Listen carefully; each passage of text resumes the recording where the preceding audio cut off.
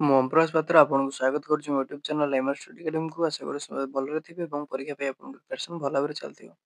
ଆଜିର ଭିଡ଼ିଓଟି ହେଉଛି OTET 2025ର 3 ନମ୍ବର କ୍ଲାସ୍, ଯେଉଁଥିରେ କି ଆମେ CDP ଆଉ ପେଡାଗୋଜିର ଇମ୍ପୋର୍ଟାଣ୍ଟ MCQ ଡିସ୍କସନ୍ କରିବା। ତେଣୁ ଆପଣ ଭିଡ଼ିଓଟି ଫୁଲ୍ ଦେଖନ୍ତୁ, ଯାହାଫଳରେ କି ଆପଣ ଜାଣିପାରିବେ କେମିତି କ'ଣ କ୍ୱେଶ୍ଚନ୍ ପଡ଼ୁଛି। ଆପଣ ଖାଲି ଗୋଟେ କାମ କରିବାର ଅଛି, ଆପଣଙ୍କ ଭିଡ଼ିଓଟି ଯଦି ଭଲ ଲାଗିଲେ ଭିଡ଼ିଓକୁ ଲାଇକ୍ କରିଦେବେ, ଚ୍ୟାନେଲଟିକୁ ସବସ୍କ୍ରାଇବ୍ କରିଦେବେ ଏବଂ ବେଲ୍ ରେସିପି ନହେଲେ ସେଟ୍ କରିଦେବେ। ଆଉ ମୋତେ କମେଣ୍ଟ ସେକ୍ସନରେ ଜଣାଇବେ ଯେ 50ଟି MCQରେ ଆପଣ କେତେ ମାର୍କ କ'ଣ ରହିଲା, ତାପରେ ମୁଁ ଜାଣିପାରିବି। ତେଣୁ ସମୟ ନଷ୍ଟ କରିବେନି, ଦେଖିବା କ୍ୱେଶ୍ଚନଟି କ'ଣ ଅଛି। ଫାର୍ଷ୍ଟ କ୍ୱେଶ୍ଚନ କ'ଣ ଅଛି ଯେ ଶିକ୍ଷା ଏକ ତ୍ରିପ୍ରାନ୍ତିକ ପ୍ରକ୍ରିୟା। ଏହି ପ୍ରାନ୍ତ ତିନୋଟି କ'ଣ? ତିନିଟା ପ୍ରାନ୍ତ ଯୋଉ କହୁଛି ସେଟା କ'ଣ କ'ଣ? ଅପସନ୍ ଏ ହେଉଛି କ'ଣ? ଶିକ୍ଷାର୍ଥୀ, ଶିକ୍ଷକ, ସମାଜ, ନା ଶିକ୍ଷାର୍ଥୀ, ଶିକ୍ଷକ, ବିଦ୍ୟାଳୟ, ଶିକ୍ଷାର୍ଥୀ, ଶିକ୍ଷକ ଓ ପୁସ୍ତକ, ନା ଶିକ୍ଷାର୍ଥୀ, ସମାଜ ଓ ବିଦ୍ୟାଳୟ। ତିନିଟା ଯୋଉ ଆମର ତ୍ରିପ୍ରାନ୍ତୀୟ ପ୍ରକ୍ରିୟା ଯୋଉ କହିଥିଲା, ତିନିଟା ପ୍ରାନ୍ତ ଆମେ କାହାକୁ କହିବା? ସଠିକ ଉତ୍ତରଟି କ'ଣ? ନା ଅପସନ୍ ନମ୍ବର ଏ ଯେଟା କ'ଣ ଅଛି, ଶିକ୍ଷାର୍ଥୀ, ଶିକ୍ଷକ ଆଉ ସମାଜ। ତାକୁ କ'ଣ କହିଥାନ୍ତି ଆମେ? ନା ତ୍ରିପ୍ରାନ୍ତୀୟ ପ୍ରକ୍ରିୟା। ମନେ ରହିବ। ନେକ୍ସଟ କ୍ୱେଶ୍ଚନ କ'ଣ ଅଛି? ସମନ୍ୱିତ ଶିକ୍ଷା ବ୍ୟବସ୍ଥାରେ କେତେ ଜଣ ବିଦ୍ୟାର୍ଥୀମାନଙ୍କୁ ନେଇ ପାଇଁ ଜଣେ ସମ୍ବଳ ଶିକ୍ଷକ ନିଯୁକ୍ତି ହେବାର ବ୍ୟବସ୍ଥା ଅଛି? ସମନ୍ୱିତ ଶିକ୍ଷା ପାଇଁ କେତେ ଜଣ ଅଛନ୍ତି? ଅପସନ୍ କ'ଣ ଅଛି? 7ରୁ 10, ନା 8ରୁ 15, ନା 10ରୁ 15, ନା 8ରୁ 10। ସମନ୍ୱିତ ଶିକ୍ଷା ବ୍ୟବସ୍ଥା ପାଇଁ କେତେ ଜଣ ବିଦ୍ୟାର୍ଥୀଙ୍କ ପାଇଁ ଜଣେ ଶିକ୍ଷକ ଦରକାର ହେଉଛି? ସଠିକ ଉତ୍ତରଟି କ'ଣ ହବ? ନା ଅପସନ୍ ନମ୍ବର ଡି ଯେଟା କ'ଣ ଅଛି, 8ରୁ 10 ଜଣ। ହେଲା, ମନେ ରହିବ। ସମନ୍ୱିତ ଶିକ୍ଷା ପାଇଁ ବ୍ୟବସ୍ଥା ପାଇଁ 8ରୁ 10 ଜଣ ଶିକ୍ଷାର୍ଥୀମାନଙ୍କ ପାଇଁ ଜଣେ ଶିକ୍ଷକ ନିଯୁକ୍ତ ହେବା ଦରକାର। ନେକ୍ସଟ କ୍ୱେଶ୍ଚନ କ'ଣ ଅଛି? ଶ୍ରେଣୀର ବିଷୟବସ୍ତୁ ଉପସ୍ଥାପନା ପାଇଁ କେଉଁ ପଦ୍ଧତିଟି ଅନୁପଯୁକ୍ତ? ହେଲା, ବିଷୟବସ୍ତୁ ଉପସ୍ଥାପନା ପାଇଁ ଜଣାରୁ ଅଜଣା, ସମ୍ପୂର୍ଣ୍ଣରୁ ଆଂଶିକ, ଜଟିଳରୁ ସରଳ, ନା ନିର୍ଦ୍ଦିଷ୍ଟରୁ ସାଧାରଣ। କୋଉ ପଦ୍ଧତି ହେଉଛି ଅନୁପଯୁକ୍ତ, ମାନେ ଉପଯୁକ୍ତ ନୁହେଁ? ହେଲା, ସଠିକ ଉତ୍ତରଟି କ'ଣ ହବ? ନା ଅପସନ୍ ନମ୍ବର ସି ଯେଟା କ'ଣ ଅଛି, ଜଟିଳରୁ ସରଳ। এটা କେବେ ହବ ନାହିଁ। ଜଟିଳ ଫାଷ୍ଟ ତାପରେ ସରଳ, ସେଟା କେବେ ହବ ନାହିଁ। ଅନୁପଯୁକ୍ତ କ'ଣ? ବିଷୟବସ୍ତୁ ଉପସ୍ଥାପନା ପାଇଁ। ଦେଖିବା ତାପରେ ନେକ୍ସଟ କ୍ୱେଶ୍ଚନ କ'ଣ ଅଛି? ନିମ୍ନଲିଖିତ ଉକ୍ତିମାନଙ୍କ ମଧ୍ୟରୁ କେଉଁଟି ଶିକ୍ଷାର୍ଥୀ କେନ୍ଦ୍ରିକ ଶିକ୍ଷାଦାନ ବ୍ୟବସ୍ଥା ପାଇଁ ପ୍ରଯୁଜ୍ୟ? ଉକ୍ତିଟା କ'ଣ ଅଛି? ଶିକ୍ଷାର୍ଥୀ ଘରେ ବହି ପଢ଼ି ବିଦ୍ୟାଳୟକୁ ଆସେ, ନା ଶିକ୍ଷକ ପ୍ରଶ୍ନ ଉତ୍ତର ମାଧ୍ୟମରେ ଶିକ୍ଷାଦାନ କରନ୍ତି, ନା ଶ୍ରେଣୀ ଶିକ୍ଷକ ଶିକ୍ଷକଙ୍କ ଅନୁପସ୍ଥିତିରେ ଅନାବଶ୍ୟକ, ନା ଆମର ଶିକ୍ଷକ ଶିକ୍ଷଣ ସହାୟକ ରୂପେ କାର୍ଯ୍ୟ କରନ୍ତି। କୋଉଟା ଆମର କ'ଣ ହଉଛି? ନା ଶିକ୍ଷାର୍ଥୀ କେନ୍ଦ୍ରିକ ଶିକ୍ଷାଦାନ ବ୍ୟବସ୍ଥା ପାଇଁ ପ୍ରଯୁଜ୍ୟ। ସଠିକ ଉତ୍ତରଟି କ'ଣ ହବ?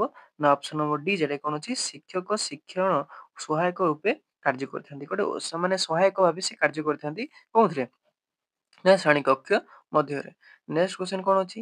ନିମ୍ନୋକ୍ତ ଉକ୍ତିମାନଙ୍କ ମଧ୍ୟରୁ କେଉଁଟି ଶିକ୍ଷାର୍ଥୀ କେନ୍ଦ୍ରିକ ଶିକ୍ଷା ବ୍ୟବସ୍ଥା ପାଇଁ ପ୍ରଯୁଜ୍ୟ ନୁହେଁ? ହେଲା, କୋଉଟା ପ୍ରଯୁଜ୍ୟ ହବ ନାହିଁ? ଅପସନରେ କ'ଣ ଅଛି? ଶିକ୍ଷାର୍ଥୀର ଶିକ୍ଷଣ ଦକ୍ଷତା ହାସଲ ଉପରେ ଗୁରୁତ୍ୱ ଦିଆଯାଇଥାଏ, ଶିକ୍ଷକ ଶିକ୍ଷଣ ସହାୟକ ହିସାବରେ କାମ କରିଥାନ୍ତି, ନା ବିଦ୍ୟାଳୟରେ ଶିକ୍ଷାର୍ଥୀର ଅନୁପସ୍ଥିତି ଉପରେ ଗୁରୁତ୍ୱ ଦିଆଯାଇଥାଏ, ନା ଶିକ୍ଷାର୍ଥୀମାନଙ୍କର ସାମଗ୍ରିକ ବିକାଶ ଉପରେ ଗୁରୁତ୍ୱ ଦିଆଯାଇଥାଏ। ହେଲା, ସଠିକ ଉତ୍ତରଟି କ'ଣ ହବ? ନା ଅପସନ୍ ନମ୍ବର ସି ଯେଟା କ'ଣ ଅଛି, ନା ବିଦ୍ୟାଳୟରେ ଶିକ୍ଷାର୍ଥୀର ଅନୁପସ୍ଥିତି ଉପରେ ଗୁରୁତ୍ୱ ଦିଆଯାଇଥାଏ। କ'ଣ ପାଇଁ? ନା ଶିକ୍ଷାର୍ଥୀ କେନ୍ଦ୍ରିକ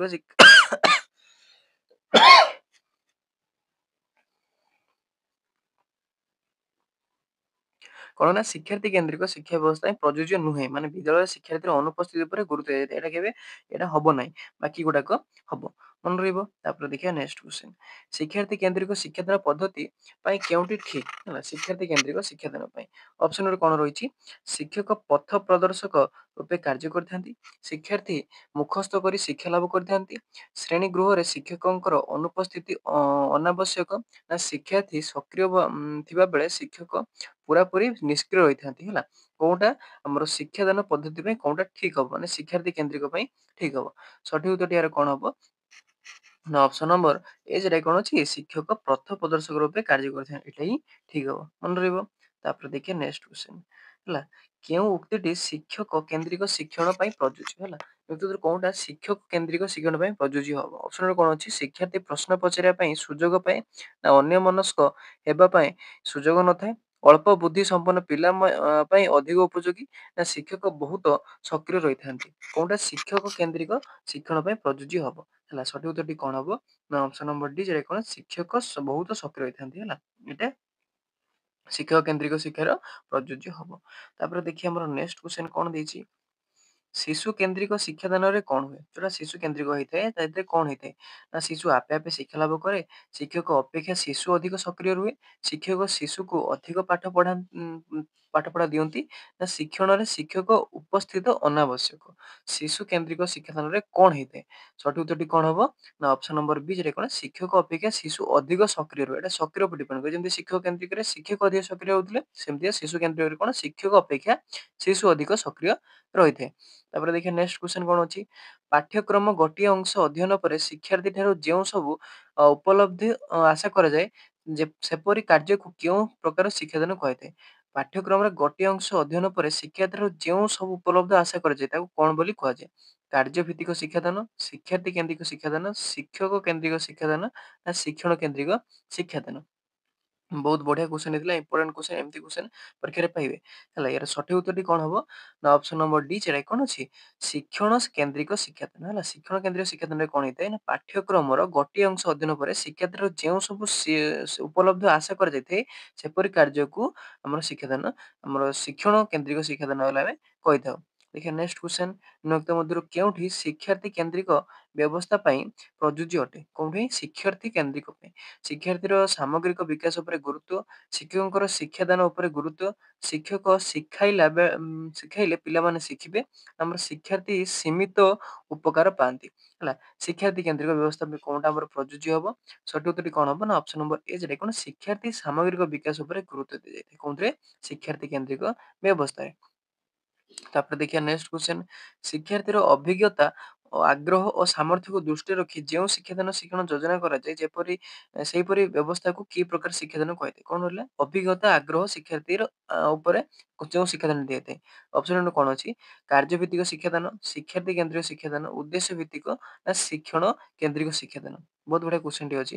ଏହାର ଉତ୍ତରଟି କଣ ହବ ନା ଅପସନ ନମ୍ବର ବି, ଯେଟା କଣ ଶିକ୍ଷାର୍ଥୀ କେନ୍ଦ୍ରିକ ଶିକ୍ଷାଦାନ। ଶିକ୍ଷାର୍ଥୀ କେନ୍ଦ୍ରିକ ଶିକ୍ଷାଦାନ କଣ? ଶିକ୍ଷାର୍ଥୀର ଆବଶ୍ୟକତା, ଆଗ୍ରହ, ଅଭିଜ୍ଞତା, ସାମର୍ଥ୍ୟକୁ ଦୃଷ୍ଟିରେ ରଖି ଯୋଉଟା ଯୋଜନା କରାଯାଇଥାଏ। ନେକ୍ସଟ କ୍ୱେଶ୍ଚନ, ଶିକ୍ଷଣ ଶିକ୍ଷାଦାନ ପ୍ରକ୍ରିୟାର କେଉଁଟି ଏକ ମୁଖ୍ୟ ଉପାଦାନ ଅଟେ? ହେଲା, ଶିକ୍ଷକ, ଶିକ୍ଷାର୍ଥୀ, ଅଭିଜ୍ଞତା ନା ଉପରୋକ୍ତ ସମସ୍ତ? ଶିକ୍ଷାଦାନ ଶିକ୍ଷଣ ପ୍ରକ୍ରିୟାରେ ମୁଖ୍ୟ ଉପାଦାନ ଗୁଡା କଣ କଣ ହବ? ସଠିକ ଉତ୍ତରଟି ନା ଉପରୋକ୍ତ ସମସ୍ତ, ଯାହାକି ଶିକ୍ଷକ, ଅଭିଜ୍ଞତା, ଶିକ୍ଷାର୍ଥୀ ସବୁ ଗୁଡାକ ଦରକାର। ମନେ ରହିବ। ନେକ୍ସଟ କ୍ୱେଶ୍ଚନ, ବିଭିନ୍ନ କାର୍ଯ୍ୟରେ ଶିକ୍ଷାର୍ଥୀକୁ ଅଂଶଗ୍ରହଣ କରାଇ ନୂଆ କଥା ସବୁ ଶିଖାଇବାକୁ କେଉଁ ପ୍ରକାର ଶିକ୍ଷାଦାନ କୁହାଯାଇଥାଏ? ସବୁ ପ୍ରକାର ଅଂଶଗ୍ରହଣ ଯଦି କରିବ, ଶିକ୍ଷାର୍ଥୀ କେନ୍ଦ୍ରିକ ହବ ନା ଶିକ୍ଷକ କେନ୍ଦ୍ରିକ ହବ ନା କାର୍ଯ୍ୟଭିତ୍ତିକ ନା ଉଦ୍ଦେଶ୍ୟ ଭିତ୍ତିକ ହବ? କୋଉ ପ୍ରକାର ହବ? ସଠିକ ଉତ୍ତରଟି କଣ ହବ ନା ଅପସନ ନମ୍ବର ସି, ଯେଟା କଣ କାର୍ଯ୍ୟ ଭିତ୍ତିକ ହେଲା। ସବୁ ପ୍ରକାର କାର୍ଯ୍ୟରେ ସେ କଣ କରୁଛି? ଅଂଶଗ୍ରହଣ କରୁଛି, ସେଥିପାଇଁ ଏଟା କଣ? କାର୍ଯ୍ୟ ଭିତ୍ତିକ ଶିକ୍ଷାଦାନ। ମନେ ରହିବ। ନେକ୍ସଟ କ୍ୱେଶ୍ଚନ, ଶିକ୍ଷାର୍ଥୀ କେନ୍ଦ୍ରିକ ଶିକ୍ଷାଦାନ ପାଇଁ ନିମ୍ନୋକ୍ତ କେଉଁଟି ଉପରେ ଗୁରୁତ୍ୱ ଦିଆଯାଇଥାଏ? ଶିକ୍ଷାର୍ଥୀ କେନ୍ଦ୍ରିକ ଶିକ୍ଷାଦାନ ପାଇଁ ହେଲା କୋଉଟା ଉପରେ ଗୁରୁତ୍ୱ ଦିଆଯାଇଥାଏ? ଶିକ୍ଷାର୍ଥୀର ଆବଶ୍ୟକତା, ସାମାଜିକ ପରିସ୍ଥିତି, ଅଭିଜ୍ଞତା ହାସଲ ନା ଉପରୋକ୍ତ ସମସ୍ତ? କୋଉଟା ଉପରେ ଶିକ୍ଷାର୍ଥୀ କେନ୍ଦ୍ରିକ ଶିକ୍ଷାଦାନ ଉପରେ ଗୁରୁତ୍ୱ ଅଧିକ ଦିଆଯାଇଥାଏ? ସଠିକ ଉତ୍ତରଟି କଣ ହବ ନା ଅପସନ ନମ୍ବର ଡି, ଯେଟା କଣ ଅଛି? ଉପରୋକ୍ତ ସମସ୍ତ, ମାନେ ଶିକ୍ଷାର୍ଥୀର ଆବଶ୍ୟକତା, ସାମାଜିକ ପରିସ୍ଥିତି, ଅଭିଜ୍ଞତା ହାସଲ ସବୁ ଉପରେ ଡିପେଣ୍ଡ କରିଥାଏ। ତେଣୁ ସଠିକ ଉତ୍ତର ଅପସନ ନମ୍ବର ଡି ଟା ହବ। ନେକ୍ସଟ ଦେଖିବା କଣ ଅଛି? ନିମ୍ନୋକ୍ତ କେଉଁଟି ଶିକ୍ଷାର୍ଥୀ କେନ୍ଦ୍ରିକ ଶିକ୍ଷା ବ୍ୟବସ୍ଥାର ତତ୍ତ୍ୱ ଉପରେ ଆଧାରିତ ନୁହେଁ? କୋଉଟା ଆମର ଶିକ୍ଷାର୍ଥୀ କେନ୍ଦ୍ରୀୟ ଶିକ୍ଷାର ତତ୍ତ୍ୱ ଉପରେ ଆଧାରିତ ହବ ନାହିଁ? ଅପସନ କଣ ଅଛି? ପିଲାମାନେ ପରିବେଶରୁ ଉପଲବ୍ଧ ଅଭିଜ୍ଞତା ଦ୍ଵାରା ନିଜର ଅଭିଜ୍ଞତାକୁ ପୁନର୍ଗଠନ କରନ୍ତି, ଶିକ୍ଷକ ଶିଖାଇବା ଫଳରେ ପିଲାମାନେ ଶିକ୍ଷାକୁ ସମର୍ଥ ହୁଅନ୍ତି, ପିଲାମାନେ ସାମାଜିକ ସାଂସ୍କୃତିକ ପରିସ୍ଥିତି ଦ୍ଵାରା ଶିକ୍ଷଣକୁ ପ୍ରଭାବିତ କରେ, ପିଲାର ସାମର୍ଥ୍ୟକୁ ଚାହିଁ ଶିକ୍ଷକ ଶିକ୍ଷାର୍ଥୀର ବିକାଶ ପାଇଁ ଯୋଜନା କରିବେ? କୋଉଟା ଶିକ୍ଷାର୍ଥୀ କେନ୍ଦ୍ରିକ ଅନୁସାରେ ଠିକ ହବ? ହେଲା, ସବୁଠି ତ ଠିକ ଅଛି, କିନ୍ତୁ ଶିକ୍ଷାର୍ଥୀ କେନ୍ଦ୍ରିକ ପାଇଁ କୋଉଟା ଠିକ ହବ? ଅପସନ ଟା କଣ ହବ ନା ଅପସନ ନମ୍ବର ବି, ଯେଟା କଣ ଅଛି? ଶିକ୍ଷକ ଶିଖାଇବା ଫଳରେ ପିଲାମାନେ ଶିକ୍ଷାକୁ ସମର୍ଥ ହୁଅନ୍ତି ହେଲା। ଏଟା ହଉଛି ଶିକ୍ଷାର୍ଥୀ କେନ୍ଦ୍ର ତତ୍ତ୍ୱ ଉପରେ ଆଧାରିତ ନୁହେଁ। ପିଲାମାନେ ପରିବେଶ ଉପଲବ୍ଧ ଏଟା ଯିବ, ପିଲାମାନେ ସାମାଜିକ ସଂସ୍କୃତି ଏଟା ବି ହବ, କିନ୍ତୁ ପିଲାମାନଙ୍କର ସାମର୍ଥ୍ୟ ଚାହିଁ ଶିକ୍ଷକ ଶିକ୍ଷାର୍ଥୀର ବିକାଶ ପାଇଁ ଯୋଜନା କରିବେ, ଏଟା ବି ଠିକ ହବ, କିନ୍ତୁ ଶିକ୍ଷକ ଯେ ଶିଖେଇଲେ ପିଲାମାନେ ଶିଖିବେ ସେଇଟା ହବ ନାହିଁ। ନିମ୍ନୋକ୍ତ କେଉଁ ତତ୍ତ୍ୱ ଉପରେ ଶିକ୍ଷାର୍ଥୀ କେନ୍ଦ୍ରିକ ଶିକ୍ଷାଦାନ ବ୍ୟବସ୍ଥା ଆଧାରିତ? କୋଉ ତତ୍ତ୍ୱ ଉପରେ ଆଧାରିତ ହଉଛି?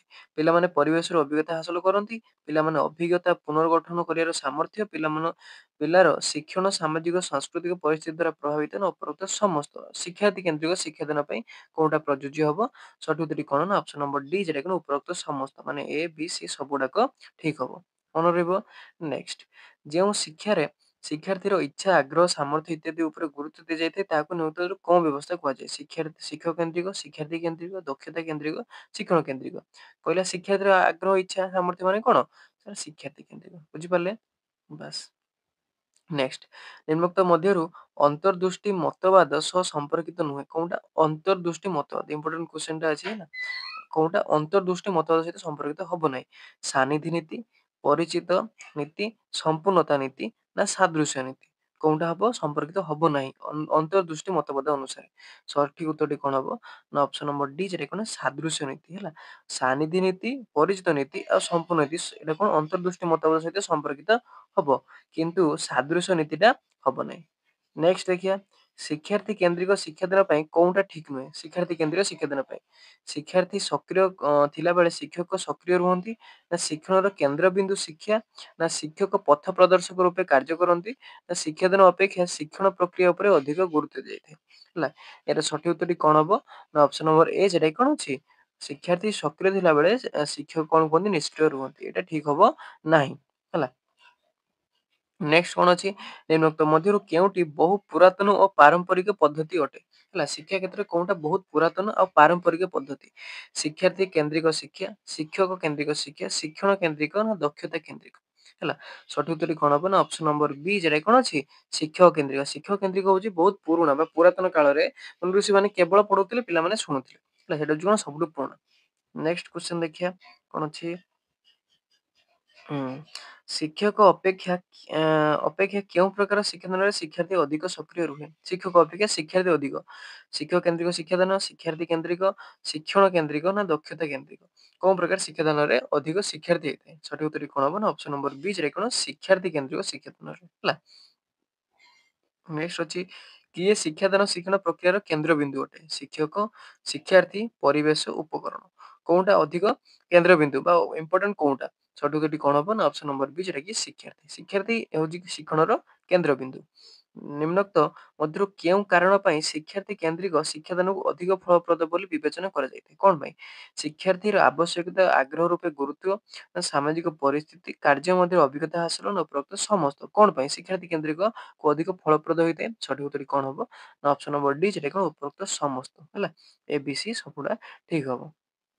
ନେକ୍ସଟ ଦେଖିବା କେଉଁ ଶିକ୍ଷଣ ପ୍ରକ୍ରିୟାରେ ଶିଶୁ ସକ୍ରିୟ ଭାବରେ ଅଂଶଗ୍ରହଣ କରିବା ସୁଯୋଗ ନଥାଏ। କୋଉଟାରେ ଶିକ୍ଷଣ କେନ୍ଦ୍ରିକ, ଶିକ୍ଷକ କେନ୍ଦ୍ରିକ, ଶିକ୍ଷଣ କେନ୍ଦ୍ରିକ, ଦକ୍ଷତା କେନ୍ଦ୍ରିକ, ଉପରୋକ୍ତ ମଧ୍ୟରୁ କୌଣସିଟି ନୁହେଁ ହେଲା। ସଠିକ ଉତ୍ତରଟି କଣ ହବ ୟାର ନା ଅପସନ ନମ୍ବର ଏ ଯେଟା କଣ ଶିକ୍ଷକ କେନ୍ଦ୍ରିକ। ଶିକ୍ଷକ କେନ୍ଦ୍ରିକ କଣ ହୁଏ ଶିଶୁ ସକ୍ରିୟ ଭାବେ ଅଂଶଗ୍ରହଣ କେବେ କରିପାରେ ନାହିଁ। ବୁଝିପାରିଲେ। ନେକ୍ସଟ ଶିକ୍ଷାର୍ଥୀ କେନ୍ଦ୍ରିକ ଶିକ୍ଷାଦାନ ବ୍ୟବସ୍ଥାରେ ଶିକ୍ଷଣ ପ୍ରକ୍ରିୟାରେ ନିମିତ୍ତ ମଧ୍ୟରୁ କେଉଁଟି ମୌଳିକ ଦକ୍ଷତା ନୁହେଁ। ଏଥିରେ କୋଉଟା ଆଡେ ମୌଳିକ ଦକ୍ଷତା ଭିତରେ ଯିବନି ଶିକ୍ଷାର୍ଥୀ କେନ୍ଦ୍ରିକ ଶିକ୍ଷାଦାନ ପାଇଁ। ପର୍ଯ୍ୟବେକ୍ଷଣ, ସଜ୍ଜୀକରଣ, ମୁଖସ୍ଥୀକରଣ, ସଂକଳନ କୋଉଟା ହବନି। ଏଟା ସଠିକ ଉତ୍ତରଟି କଣ ହବ ନା ଅପସନ ନମ୍ବର ସି ଯେଟା କଣ ମୁଖସ୍ଥୀକରଣ। ପର୍ଯ୍ୟବେକ୍ଷଣ, ସଜ୍ଜୀକରଣ, ସଂକଳନ ସବୁ ବୁଝିବ, କିନ୍ତୁ ମୁଖସ୍ଥୀକରଣଟା ଶିକ୍ଷାର୍ଥୀ କେନ୍ଦ୍ରିକରେ ମୌଳିକ ଦକ୍ଷତା ଭିତରେ ଯିବ ନାହିଁ। ନେକ୍ସଟ କଣ ଅଛି ନିମ୍ନୋକ୍ତ ମଧ୍ୟରୁ କେଉଁଟି ଶିକ୍ଷକ କେନ୍ଦ୍ରିକ ଶିକ୍ଷଣ ସହିତ ସମ୍ପର୍କିତ ଅଟେ। ବିଷୟବସ୍ତୁ ବର୍ଣ୍ଣନା କରାଯାଏ, ପିଲାମାନେ ଟିପି ନେଇ ଘଷନ୍ତି, ନା ପାଠ ପଢା ଶେଷରେ ପିଲାମାନଙ୍କୁ ପ୍ରଶ୍ନ ପଚରାଯାଏ, ନା ଉପରୋକ୍ତ ସମସ୍ତ। କୋଉଟା ଶିକ୍ଷକ କେନ୍ଦ୍ରିକ ଶିକ୍ଷଣ ସହିତ ସମ୍ପର୍କିତ ଅଟେ ହେଲା। ଏହାର ସଠିକ ଉତ୍ତରଟି କଣ ହବ ନା ଅପସନ ନମ୍ବର ଡି ଯେଟା କି ଉପରୋକ୍ତ ସମସ୍ତ। ମାନେ ବିଷୟବସ୍ତୁ ବର୍ଣ୍ଣନା ବି କରାଯାଏ, ପିଲାମାନେ ଟିପି ନେଇ ଘଷନ୍ତି, ଆଉ ପାଠ ପଢା ସହିତ ପିଲାଙ୍କୁ ପ୍ରଶ୍ନ ପଚରାଯାଏ। ଏଟା ସବୁ ଗୁଡାକ ହବ କୋଉଥିରେ ଶିକ୍ଷକ କେନ୍ଦ୍ରିକ ଶିକ୍ଷଣରେ। ନେକ୍ସଟ ଅଛି ଶିକ୍ଷଣକୁ ଦୀର୍ଘସ୍ଥାୟୀ କରିବା ପାଇଁ ନିମ୍ନୋକ୍ତ କେଉଁଟି ଶିକ୍ଷକ କରିବା ଉଚିତ। ଶିକ୍ଷଣ ବିଷୟବସ୍ତୁକୁ ବାରମ୍ବାର ଅଭ୍ୟାସ କରାଇବେ, ଶିକ୍ଷଣକୁ ପ୍ରାସଙ୍ଗିକ କରିବେ, ଶିକ୍ଷଣକୁ ଆନନ୍ଦଦାୟୀ କରିବେ, ନା ଶିକ୍ଷଣକୁ ଆହ୍ୱାନମୂଳକ କରିବେ। କୋଉଟା ଏହାର ସଠିକ ଉତ୍ତରଟି ହବ ଯୋଉଟା କି ଶିକ୍ଷଣ ଦୀର୍ଘସ୍ଥାୟୀ ହେଇପାରିବ ହେଲା। ବହୁତ ଗୁଡାକ ଇମ୍ପୋର୍ଟାଣ୍ଟ କ୍ୱେଶ୍ଚନ ଟା ଅଛି ହେଲା। ଏମିତି କ୍ୱେଶ୍ଚନ ପକେଇବ ଦେଖିବେ। ଏହାର ଉତ୍ତରଟି କଣ ହବ ନା ଅପସନ ନମ୍ବର ଏ ଯେଟା କଣ ବିଷୟବସ୍ତୁକୁ ବାରମ୍ବାର ଅଭ୍ୟାସ କରିବା ଦ୍ୱାରା କଣ ହୁଏ ନା ଶିକ୍ଷଣ ଦୀର୍ଘସ୍ଥାୟୀ ଭାବେ ହେଇଥାଏ ହେଲା। ତାପରେ ଦେଖିବା ନେକ୍ସଟ କ୍ୱେଶ୍ଚନ ନିମ୍ନୋକ୍ତ ମଧ୍ୟରୁ କେଉଁଟି ଶିକ୍ଷକ କେନ୍ଦ୍ରିକ ଶିକ୍ଷଣର ବୈଶିଷ୍ଟ୍ୟ ନୁହେଁ। ପିଲା ଭୁଲ କଲେ ଦଣ୍ଡ ପାଆନ୍ତି, ପିଲାମାନେ ନିଜ ସାମର୍ଥ୍ୟ ଅନୁସାରେ ଶିଖେ, ନା ଏକ ନିର୍ଦ୍ଦିଷ୍ଟ ପ୍ରଣାଳୀରେ ପିଲାମାନେ ଶିଖନ୍ତି, ପିଲାମାନଙ୍କ ପରସ୍ପର ଅଭିଜ୍ଞତା ବିନିମୟ ସୁଯୋଗ ନଥାଏ ହେଲା। କୋଉଟା ଶିକ୍ଷକ କେନ୍ଦ୍ରିକ ଶିକ୍ଷଣର ବୈଶିଷ୍ଟ୍ୟ ନୁହେଁ ହେଲା। ଏହାର ସଠିକ ଉତ୍ତରଟି କଣ ହବ ନା ଅପସନ ନମ୍ବର ବି ଯେଟା କଣ ଅଛି ପିଲାମାନେ ନିଜ ସାମର୍ଥ୍ୟ ଅନୁସାରେ ଶିଖନ୍ତି। ଏଇଟା ହବ ନାହିଁ ହେଲା। ବୁଝିପାରିଲେ। ତାପରେ ଦେଖିବା ନେକ୍ସଟ କଣ ଅଛି ଶିକ୍ଷଣ ପ୍ରକ୍ରିୟାର ମୁଖ୍ୟ କିଏ ହେଲା। ଶିକ୍ଷଣ ଯୋଉ ପ୍ରକ୍ରିୟା ସେଟା ମୁଖ୍ୟ କିଏ ଶିକ୍ଷକ, ଶିକ୍ଷାର୍ଥୀ, ଶିକ୍ଷକ ଉପକରଣ, ଶିକ୍ଷଣ ପରିବେଶ ହେଲା। ଶିକ୍ଷଣର ପ୍ରକ୍ରିୟାର କେନ୍ଦ୍ରବିନ୍ଦୁ ଆମେ କାହାକୁ କହିଥାଉ ଅପସନ ନମ୍ବର ବି ଯେଟା କଣ ଶିକ୍ଷାର୍ଥୀ ହେଲା। ସବୁଥିରେ କେନ୍ଦ୍ରବିନ୍ଦୁ କିଏ ଶିକ୍ଷାର୍ଥୀ। ମଧ୍ୟରୁ କେଉଁଠି ଶିକ୍ଷାର୍ଥୀ କେନ୍ଦ୍ରିକ ଶିକ୍ଷାଦାନର ଶିକ୍ଷକଙ୍କ ଭୂମିକା ନୁହେଁ ହେଲା। ପିଲାମାନଙ୍କର ବନ୍ଧୁ, ନା ଶିକ୍ଷାର୍ଥୀ କୁ ନିଜ ବେଗରେ ଶିଖିବା ପାଇଁ ସମୟ ବ୍ୟବସ୍ଥା, ଶିକ୍ଷଣ କାର୍ଯ୍ୟ ଭିତ୍ତିକ ଶିକ୍ଷଣ ପ୍ରକ୍ରିୟାର ବ୍ୟବସ୍ଥା, ନା ଶିକ୍ଷାର୍ଥୀ ଶିକ୍ଷଣ ସମ୍ପର୍କୀୟ ନିଷ୍ପତ୍ତି ଶିକ୍ଷକ ନେବେ ହେଲା। ଏଟା ଭିତରୁ କୋଉଟା ଗୋଟେ କଣ ଶିକ୍ଷକଙ୍କ ଭୂମିକା ହବ ନାହିଁ ଶିକ୍ଷାର୍ଥୀ କେନ୍ଦ୍ରିକ ଶିକ୍ଷାଦାନରେ। ଏହାର ସଠିକ ଉତ୍ତରଟି କଣ ହବ ନା ଅପସନ ନମ୍ବର ଡି ଯେଟା କଣ ଅଛି ଶିକ୍ଷାର୍ଥୀଙ୍କ ଶିକ୍ଷଣ ସମ୍ପର୍କୀୟ ନିଷ୍ପତ୍ତି ଶିକ୍ଷକ ନେବେ। ଏଟା କେବେ ହବ ନାହିଁ ଶିକ୍ଷାର୍ଥୀ କେନ୍ଦ୍ରିକ ଶିକ୍ଷାଦାନରେ। ନେକ୍ସଟ ଦେଖିବା ଶିକ୍ଷାବିତ୍ ମାନେ କେଉଁଟିକୁ ଏକ ନିଷ୍କ୍ରିୟ ଶିକ୍ଷାଦାନ ପ୍ରଣାଳୀ ବୋଲି କହିଥାନ୍ତି? ଶିକ୍ଷାର୍ଥୀ କେନ୍ଦ୍ରିକ ଶିକ୍ଷକ ଶିକ୍ଷଣ ଦକ୍ଷତା ଭିତ୍ତିକ କୋଉଟାକୁ ନିଷ୍କ୍ରିୟ ଶିକ୍ଷାଦାନ ବୋଲି ଆମେ କହିଥାନ୍ତି କଣ ମନସ୍ତତ୍ତ୍ୱବିତ୍ ମାନେ। ସଠିକ ଉତ୍ତରଟି କଣ ହବ ନା ଅପସନ ନମ୍ବର ବି ଯେଟା କଣ ଶିକ୍ଷକ କେନ୍ଦ୍ରିକ ଶିକ୍ଷା। ଶିକ୍ଷକ କେନ୍ଦ୍ରିକ କଣ ହେଇଥାଏ ଶିକ୍ଷକ ସକ୍ରିୟ ଥାନ୍ତି କିନ୍ତୁ ଶିକ୍ଷାର୍ଥୀ କଣ ହେଇଥାଏ ନା ନିଷ୍କ୍ରିୟ ରହିଥାଏ। ନେକ୍ସଟ କ୍ୱେଶ୍ଚନ କଣ ଅଛି ଶିକ୍ଷାର୍ଥୀ କେନ୍ଦ୍ରିକ ଶିକ୍ଷାଦାନ ପରିସ୍ଥିତି ଶିକ୍ଷକ ଶିକ୍ଷାର୍ଥୀଙ୍କର ଶିକ୍ଷାର୍ଥୀ ମାନଙ୍କ ପାଇଁ କୋଉ ଭୂମିକା ତୁଲାଇଥାନ୍ତି? ଅପସନ କଣ ଅଛି ପଥ ପ୍ରଦର୍ଶକ ନା ଆମର ସହାୟକ ହେଇଥାନ୍ତି ନା ଆମର ସହ ଶିକ୍ଷାର୍ଥୀ ହେଇଥାନ୍ତି ନା ଉପରୋକ୍ତ ସମସ୍ତ। ଏହାର ସଠିକ ଉତ୍ତରଟି କଣ ହବ ନା ଅପସନ ନମ୍ବର କୋଉଟା ଅପସନ ନମ୍ବର ଡି ଯେଟା କଣ ଉପରୋକ୍ତ ସମସ୍ତ ମାନେ ସିଏ ଉଭୟ କଣ କରିଥାନ୍ତି ସହାୟକ ପଥ ପ୍ରଦର୍ଶକ ଆଉ ସହ ଶିକ୍ଷାର୍ଥୀ ସବୁ ହେଇଥାନ୍ତି। ମନେ ରହିବ। ତାପରେ ଦେଖିବା ନେକ୍ସଟ କ୍ୱେଶ୍ଚନ କଣ ଅଛି ନିମ୍ନୋକ୍ତ ମଧ୍ୟରୁ କେଉଁଟି ଶିଶୁ କେନ୍ଦ୍ରିକ ପାଠ୍ୟକ୍ରମର ବୈଶିଷ୍ଟ୍ୟ ନୁହେଁ? ଶିଶୁ ଶିକ୍ଷଣ ପ୍ରକ୍ରିୟାର କେନ୍ଦ୍ରବିନ୍ଦୁ ହେଇଥାନ୍ତି ନା ଆମର ଶିକ୍ଷାନୁଭୂତି ଉପରେ ଗୁରୁତ୍ୱ ହେଇଥାଏ ଶିଶୁ ସାମରିକ ବିକାଶ ଉପରେ ଗୁରୁତ୍ୱ ଶିକ୍ଷାଦାନ ଉପରେ ଗୁରୁତ୍ୱ କଣଟା ସଠିକ ଉତ୍ତରଟି ହବ ଅପସନ ନମ୍ବର କୋଉଟା ଡି ଯେଟା କଣ ଅଛି ଶିକ୍ଷାଦାନ ଉପରେ ଗୁରୁତ୍ୱ ଦେଇଥାନ୍ତି ହେଲା। ଶିଶୁ କେନ୍ଦ୍ରିକ ପାଠ୍ୟକ୍ରମରେ କଣ ହେଇନଥାଏ ଆମର ଶିକ୍ଷାଦାନ ଉପରେ ଗୁରୁତ୍ୱ ଦିଆଯାଇନଥାଏ କିନ୍ତୁ ଶିଶୁ କେନ୍ଦ୍ରିକ ଆମର ସାହିତ୍ୟରେ କେନ୍ଦ୍ରବିନ୍ଦୁ ଶିଶୁ ଥାନ୍ତି ଶିକ୍ଷାନୁଭୂତି ଉପରେ ଗୁରୁତ୍ୱ ଦିଆଯାଇଥାଏ ଆଉ ଶିଶୁର ସାମରିକ ବିକାଶ ଉପରେ ଗୁରୁତ୍ୱ ଦିଆଯାଇଥାଏ। ବୁଝିଲେ ତାପରେ ଦେଖିବା ନେକ୍ସଟ କ୍ୱେଶ୍ଚନ କଣ ଦେଇଛି ନିମ୍ନୋକ୍ତ ମଧ୍ୟରୁ କେଉଁ ପଦ୍ଧତିରେ ଶିଶୁ ଅପେକ୍ଷା ଶିକ୍ଷକଙ୍କର ଉପରେ କଣ ହେଇଥାଏ ଅଧିକ ପ୍ରାଧାନ୍ୟ ଦିଆଯାଇଥାଏ? ଶିଶୁ କେନ୍ଦ୍ରିକ ଶିକ୍ଷାର୍ଥୀ କେନ୍ଦ୍ରିକ କର୍ମ କେନ୍ଦ୍ରିକ ଶିକ୍ଷଣ କେନ୍ଦ୍ରିକ କୋଉଥିରେ ଶିକ୍ଷକ ଉପରେ ମାନେ କଣ ଶିକ୍ଷକ କେନ୍ଦ୍ରିକ ହବ। ତାପରେ ଦେଖିବା ନେକ୍ସଟ କଣ ଦେଇଛି ଶିଶୁ କେନ୍ଦ୍ରୀୟ ପାଠ୍ୟକ୍ରମ ବ୍ୟବସ୍ଥାରେ ନିମ୍ନୋକ୍ତ କେଉଁଟି ଶିଶୁ ପାଇଁ ସନ୍ନିବେଶିତ ହୋଇନି? କୋଉଟା ଶିଶୁ ପାଇଁ ସନ୍ନିବେଶିତ ହେଇନି ଆତ୍ମପ୍ରକାଶ ଅଭିବୃଦ୍ଧି ସାମର୍ଥ୍ୟ ନା ଶିକ୍ଷକ ଶିକ୍ଷାର ମେରୁଦଣ୍ଡ କୋଉଟା ସନ୍ନିବେଶିତ ହେଇନାହିଁ କୋଉଥିରେ ନା ଶିଶୁ କେନ୍ଦ୍ରିକ ଶିକ୍ଷାରେ। ତାର ସଠିକ ଉତ୍ତରଟି କଣ ହବ ନା ଅପସନ ନମ୍ବର ଡି ଯେଟା କଣ ଶିକ୍ଷକ ଶିକ୍ଷାର ମେରୁଦଣ୍ଡ ଏଟା ହବ ନାହିଁ। ନେକ୍ସଟ କ୍ୱେଶ୍ଚନ ବର୍ତ୍ତମାନ କେଉଁ ପ୍ରକାର ଶିକ୍ଷା ଉପରେ ଅଧିକ ଗୁରୁତ୍ୱ ଦିଆଯାଉଛି ଶିଶୁ କେନ୍ଦ୍ରିକ ଶିକ୍ଷକ କେନ୍ଦ୍ରିକ ଶିକ୍ଷଣ କେନ୍ଦ୍ରିକ ଦକ୍ଷତା ଭିତ୍ତିକ କୋଉଟା ଉପରେ ଆମର ପ୍ରାଧାନ୍ୟ ଦିଆଯାଉଛି? ସଠିକ ଉତ୍ତରଟି କଣ ହବ ନା ଅପସନ ନମ୍ବର ଏ ଯେଟା କଣ ଶିଶୁ କେନ୍ଦ୍ରିକ ଉପରେ ପ୍ରାଧାନ୍ୟ ଦିଆଯାଉଛି। ନିମ୍ନୋକ୍ତ କେଉଁଟି ଶିଶୁ କେନ୍ଦ୍ରିକ ପାଠ୍ୟ ଯୋଜନାର ଅନ୍ତର୍ଭୁକ୍ତ କୋଉଟା ହବ ପରିସ୍ଫୁଟନ ସ୍ଥଳିତ ଧାରାବାହିକତା ଉପରୋକ୍ତ ତିନୋଟି ଯାକ କୋଉଟା ଶିଶୁ କେନ୍ଦ୍ରିକ ପାଠ୍ୟ ଯୋଜନାରେ ଅନ୍ତର୍ଭୁକ୍ତ ହବ। ସଠିକ ଉତ୍ତରଟି କଣ ହବ ନା ଅପସନ ନମ୍ବର ଡି ମାନେ କଣ ଉପରୋକ୍ତ ସମସ୍ତ ଉଭୟ ପରିସ୍ଫୁଟନ ସ୍ଥଳିତ ଆଉ ଧାରାବାହିକ ସବୁଗୁଡାକ ହବ। ନେକ୍ସଟ କଣ ଅଛି କେଉଁଟି ଶିକ୍ଷାର୍ଥୀ କେନ୍ଦ୍ରିକ ପନ୍ଥାର ବିଶେଷତ୍ୱ ନୁହେଁ? ଶିଶୁ ହିଁ ଶିକ୍ଷାର କେନ୍ଦ୍ରବିନ୍ଦୁ ସହଯୋଗିତା ସହାନୁଭୂତି ଆଦି ସାମାଜିକ ଗୁଣର ବିକାଶ ଶିକ୍ଷଣର ନିପୁଣତା ହାସଲ ନା ଶିକ୍ଷାର୍ଥୀ କିଛି ଜାଣିନଥାଏ କୋଉଟା ବିଶେଷତ୍ୱ ହବ ନାହିଁ। ଏହାର ସଠିକ ଉତ୍ତରଟି କଣ ହବ ନା ଅପସନ ନମ୍ବର ଡି ଯେଟା କଣ ଶିକ୍ଷାର୍ଥୀ କିଛି ଜାଣିନଥାଏ ନେଗେଟିଭ ଅଛି ନା ତେଣୁ ସେଥିପାଇଁ ଏଇଟା ହବ। ନେକ୍ସଟ କଣ ଅଛି କର୍ମ କେନ୍ଦ୍ରିକ ପାଠ୍ୟକ୍ରମରେ ଶିଶୁର କେଉଁ ପ୍ରବୃତ୍ତି ଉପରେ ଗୁରୁତ୍ୱ ଦିଆଯାଇଥାଏ? ପ୍ରାକୃତିକ ଶାରୀରିକ ସାମାଜିକ ଆବେଗିକ ଏ ଯୋଉ କର୍ମ କେନ୍ଦ୍ରିକ ଶିକ୍ଷାରେ କାହା ଉପରେ ପ୍ରାଧାନ୍ୟ ଦିଆଯାଇଥାଏ? ସଠିକ ଉତ୍ତର କଣ ହବ ନା ଅପସନ ନମ୍ବର ଏ ଯେଟା କଣ ପ୍ରାକୃତିକ ଉପରେ ଦେଇଥାଏ। ନେକ୍ସଟ ଅଛି କଣ ଶିକ୍ଷାଦାନକୁ ସକ୍ରିୟ ନା ସରସ ଫଳପ୍ରଦ କରିବା ପାଇଁ ନିୟମିତ କୋଉଠି ଏକାନ୍ତ ଆବଶ୍ୟକ ଶିକ୍ଷାଦାନ ପଦ୍ଧତି ଦଳ ଗଠନ ଶିକ୍ଷଣ ଉପକରଣ ଆଉ ଶିକ୍ଷକ ଶିକ୍ଷାର୍ଥୀଙ୍କ ପାରଙ୍ଗମତା। ଶିକ୍ଷାଦାନକୁ ସକ୍ରିୟ ଫଳପ୍ରଦ କରିବା ପାଇଁ କୋଉଟା ସଠିକ ଉତ୍ତର ହବ ନା ଅପସନ ନମ୍ବର ସି ଯେଟା କଣ ଶିକ୍ଷଣ ଉପକରଣ ଯେତେ ଭଲ ହବ ଶିକ୍ଷାଦାନ ସକ୍ରିୟ ସରସ ଫଳପ୍ରଦ ହେଇପାରିବ। ନେକ୍ସଟ କଣ ଅଛି ନିମ୍ନୋକ୍ତ ମଧ୍ୟରୁ କେଉଁ ମନୋବିଜ୍ଞାନଙ୍କ ମତ ଅନୁସାରେ ଶିକ୍ଷାଦାନ ଶିକ୍ଷାର୍ଥୀ ମାନଙ୍କର ପ୍ରତ୍ୟକ୍ଷ ଅନୁଭୂତି ସୃଷ୍ଟି ହିଁ ଶିକ୍ଷକଙ୍କର ସର୍ବପ୍ରଥମ ଲକ୍ଷ୍ୟ ଉଦ୍ଦେଶ୍ୟ ହେବା ଉଚିତ? ଏଡଗାର ଡେଲ ହଲେଣ୍ଡ ଟାୱା ରୁସୋ ନା ଜନ୍ ଡୁଇ କିଏ କହିଥିଲେ? ସଠିକ ଉତ୍ତରଟି କଣ ହବ ନା ଅପସନ ନମ୍ବର ଏ ଯେଟା କଣ ଏଡଗାର ଡେଲ କହିଥିଲେ ଏଇ କଥାଟି ହେଲା ମନେ ରଖିଥିବେ ପଢିବାରେ ପରୀକ୍ଷାରେ। ନେକ୍ସଟ କଣ ଅଛି ଏଡଗାର ଡେଲଙ୍କ ଅଭିଜ୍ଞତାର ଶଙ୍କୁରେ ସୂଚିତ କ୍ରମରେ କାହାର ବ୍ୟବହାର ସମ୍ବନ୍ଧରେ ଧାରଣା ଦିଆଯାଇଛି ଯୋଉ କ୍ରମଟା ଦେଇଥିଲେ ଏଡଗାର ଡେଲ ସେଟାର କୋଉଟା ଉପରେ ପ୍ରାଧାନ୍ୟ ଦିଆଯାଇଛି ଶିକ୍ଷାଦାନ ପଦ୍ଧତି ଦଳ ଗଠନ ଶିକ୍ଷଣ ସାଧନ ସାମଗ୍ରୀ ନା ମାନବ ସମ୍ବଳ କାହା ଉପରେ ପ୍ରାଧାନ୍ୟ ଦିଆଯାଇଛି? ସଠିକ କଣ ହବ ନା ଶିକ୍ଷା ସାଧନ ସାମଗ୍ରୀ ଉପରେ ସେ କଣ ପ୍ରାଧାନ୍ୟ ଦେଇଛନ୍ତି। ନେକ୍ସଟ କଣ ଅଛି ଜାତୀୟ ଶିକ୍ଷାନୀତି 1986 ରେ ପ୍ରାଥମିକ ଶିକ୍ଷାର ଗୁଣାତ୍ମକ ମାନ ବୃଦ୍ଧି ନିମିତ୍ତ ନିମ୍ନୋକ୍ତ କେଉଁଟି କାର୍ଯ୍ୟକ୍ରମ ଗ୍ରହଣ କରାଯାଇଛି?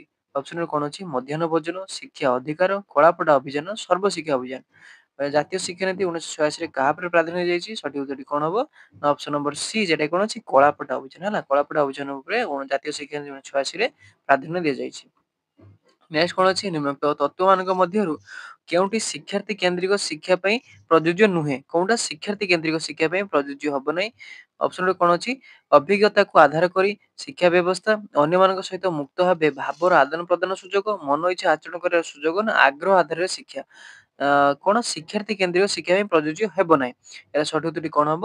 ନା ଅପସନ ନମ୍ବର କୋଉଟା? ସି ଯେଟା କି ମନ ଇଚ୍ଛା ଆଚରଣ କରିବାର ସୁଯୋଗ ଏଇଟା ହବ ନାହିଁ। ଶିକ୍ଷାର୍ଥୀ କେନ୍ଦ୍ରୀୟ ଶିକ୍ଷାରେ ଯେ ଶିକ୍ଷାର୍ଥୀ ଯାହା ଚାହିଁବ ଆଚରଣ କରେ ସେଟା ହେଇପାରିବ ନାହିଁ। ନେକ୍ସଟ କଣ ଅଛି ନିମ୍ନୋକ୍ତ ମଧ୍ୟରୁ କେଉଁଟି ଶିକ୍ଷକ କେନ୍ଦ୍ରିକ ଶିକ୍ଷାର ଏକ ବୈଶିଷ୍ଟ୍ୟ ଅଟେ? ଶିକ୍ଷକ ଶିଷ୍ୟ ଶ୍ରେଣୀର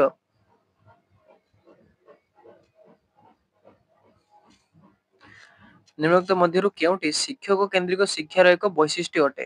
ଶିକ୍ଷକ ଶ୍ରେଣୀର ନିଜର ନିୟନ୍ତ୍ରଣ ଓ କର୍ତ୍ତୃତ୍ୱ ବିସ୍ତାର କରିଥାନ୍ତି। ଶିକ୍ଷାର୍ଥୀ ମାନଙ୍କର ମତାମତକୁ ଶିକ୍ଷକ ଗୁରୁତ୍ୱ ଦେଇଥାନ୍ତି।